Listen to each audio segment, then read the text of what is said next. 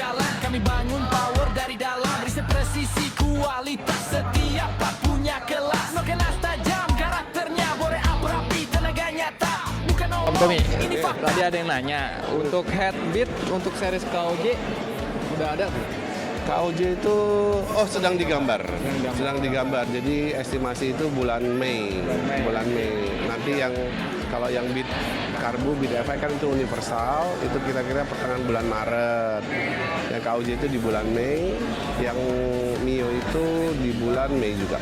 Tadi Om Tommy, maaf ya, tadi Om Tommy menjelaskan yang kata head beat karbu, beat ESP bisa dipakai.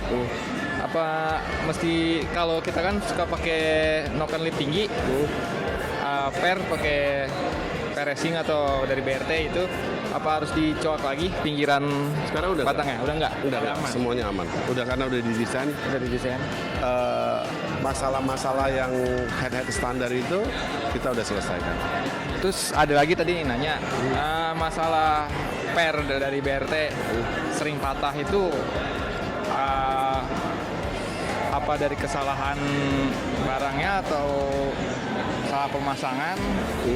Apa sudah diperbaiki apa gimana? Enggak, sebenarnya kita sampai hari ini belum memperbaiki per karena kalau ditanya apakah per itu bermasalah, sebenarnya semua per akan bermasalah jika cara memasangnya tidak benar.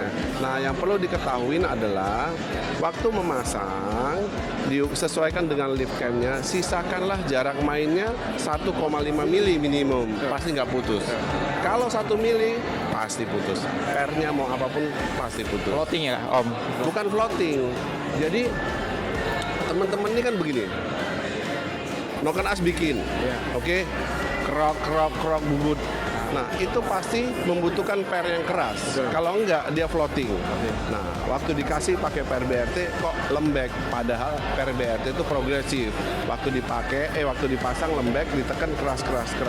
Tetapi dia bilang ini masih floating, dia ganjel. Oke?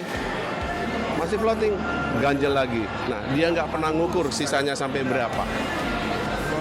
Bisa juga kan kalau yang Om Tommy bilang mungkin dari pemasangan, apa mungkin nggak disesuaikan dari kuku klep, bisa dari nabrak bos, jadi per itu. Kalau nabrak bos klep, pernya nggak pernah putus. Yang putus itu adalah klepnya putus atau retainernya lepas. Nah, sebenarnya biang keroknya bukan per, biang keroknya adalah camnya kopi atau grinding manual. Terus ada lagi tadi yang nanya, kenapa sih settingan Juken 5 plus ini sering berubah-berubah? Juken 5 nggak pernah bisa berubah karena itu komputer, ya kan? Begitu Anda save tidak berubah. Yang berubah adalah feeling mengendaranya.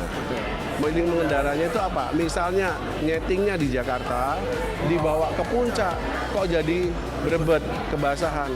Betul, karena apa?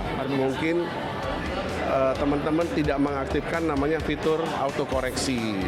Autokoreksi itu salah satu fitur di mana kalau tempatnya panas, misalnya settingnya AFR-nya 13, kalau dingin, kalau nggak diatur nanti AFR-nya jadi 12. Makanya harus di auto, jadi dia bisa menyesuaikan. Sebenarnya tidak banyak orang yang paham dengan namanya auto correction ini. Gitu. Oke? Untuk katanya ada yang tanya nih, yang teman-teman yang belajar netting sendiri, ya kan?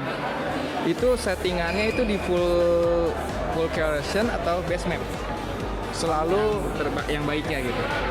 Sebenarnya kalau mahir bisa langsung ke basement, tapi kalau nggak mahir ya ke full koreksi dulu.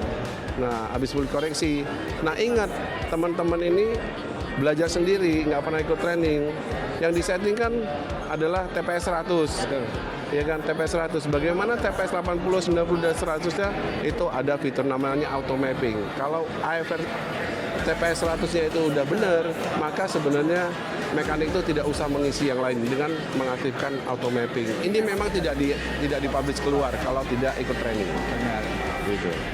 Kalau orang luar pengen jadi ngikut training ini gratis atau gimana, Om? Atau training Juken 1 dan Juken 1 dan Juken 1 aja sih, tapi nanti dikeluarin Juken 6. itu selama 3 hari berbayar 700.000. Tetapi itu diberikan makan.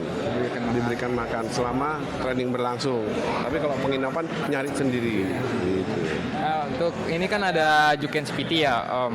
Juken CPT ini settingannya bisa kayak Juken 5 nggak? Atau emang dia khusus untuk CPT? Dia hanya untuk CPT.